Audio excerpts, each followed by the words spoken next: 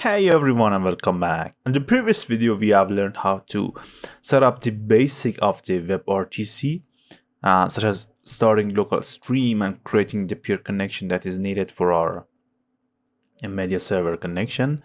Now it's time to use it inside my main view model. To do that, let's actually go to our constructor and inject the WebRTCFactory. Simple as that. Inside this join room, let's use the WebRTCFactory and prepare local stream with the local surface to it. And for the callback, I will use the anonymous class and give the WebRTCFactory.local stream listener to it. Then let's implement the member of it here. So I'll make this callback anonymously.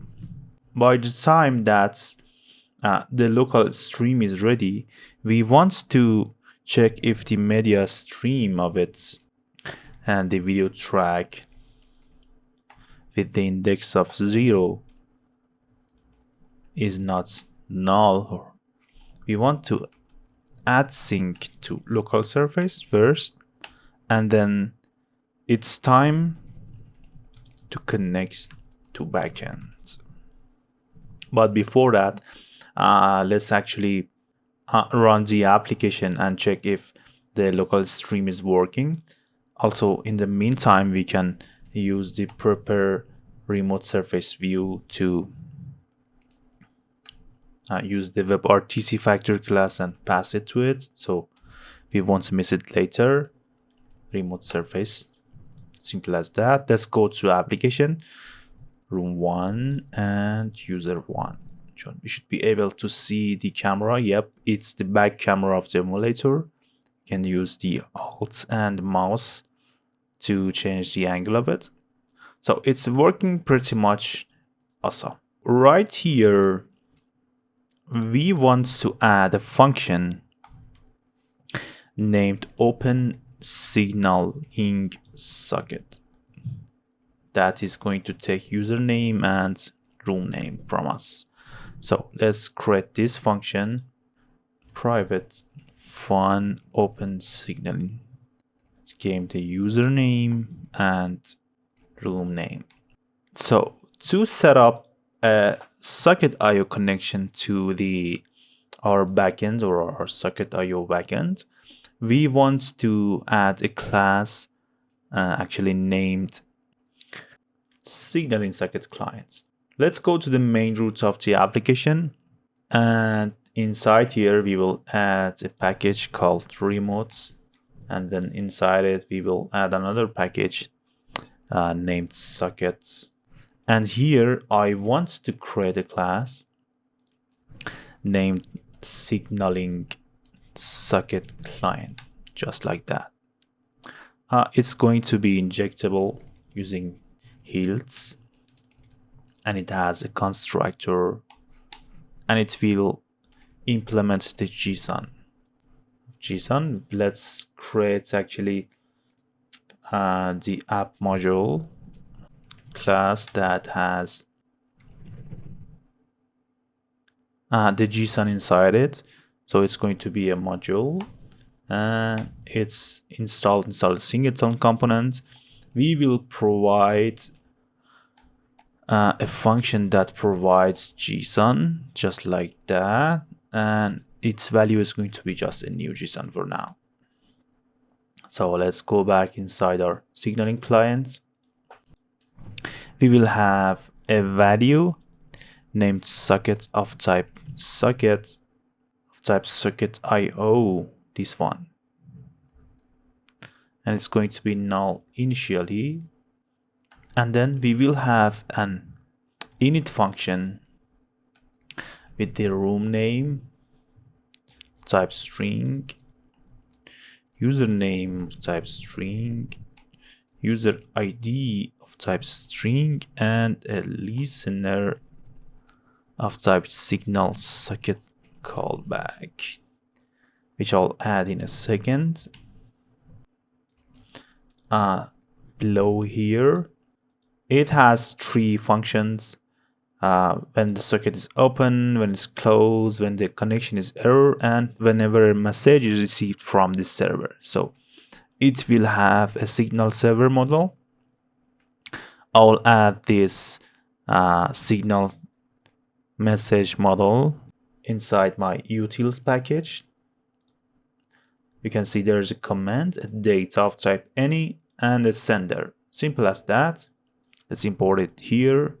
So what we do here, whenever we call the init function, we run a try catch block. For now, let's just simply print the stack trace. We want to create some options of type io.options. Using options.query, we want to add something like this. Now let's create the URI and pass it using constants.get signaling server URL. I'll add it inside my constant, and it's going to be this one. I've developed my backend inside this URL. I'll tell you later how you can do it. So let's go back to this one. So now the URI is ready. Now it's time to initialize this socket, io.socket. We pass URI and options. Let's make it var. Now we want to add listeners to our socket. Socket.eventConnect. We will use the listener on remote socket connected, on remote socket opened. Same goes for event disconnect, closed, and also for the message, you will receive some args like that. We want to use run catching and get the signal server message model using JSON from JSON. Pass the first index of the args to string, and then signal server message model class blueprint as the data scheme for these JSON object. Now it's time to call the listener and on remote socket client new message and pass these object to it. The next callback, or the last one, is on socket.eventConnect error. Use the args and simply cast it the exception to our exception and call the listener on remote socket error callback. And after them all, it's time to connect the socket to the server. And also, in case of anything goes wrong, we want to use listener again and on remote socket client error and pass. And below the init function, we will have two other functions. Fun send message. It's going to get a message of type any. We simply want to use socket and check if it's not null. Simply emit the message with the value of JSON to JSON and pass the message to it. And the next one is the disconnect function. Simply use the socket and call disconnect function on it. Okay, now it's time to use this signaling socket client inside our main view model. So right here, I want to implement the signaling socket client like this, and below them I want to have two variables named local user ID and local username.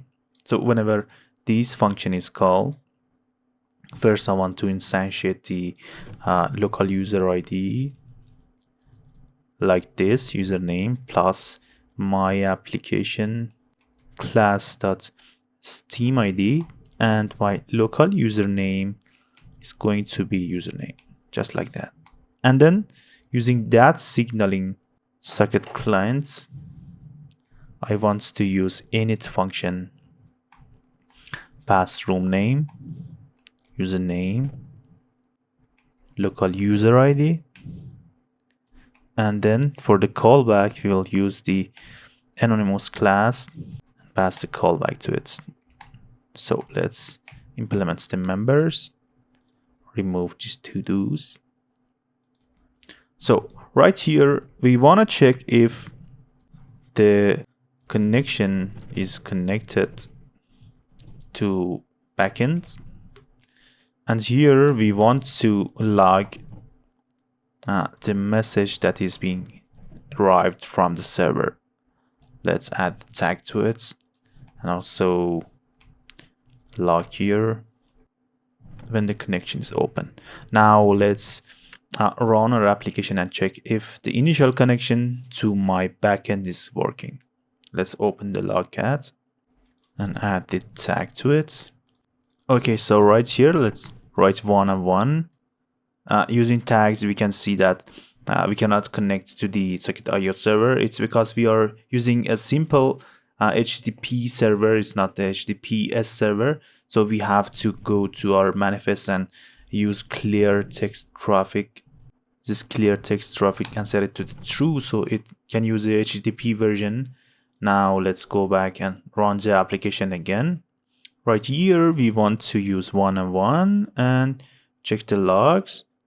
You can see we connected to the signaling server and we have the comment of room users, but currently right now the users are empty. So we will have more users whenever there are more than one participant inside the room and we join that room. Okay, so that's it for this video. Till the next video, see you everyone.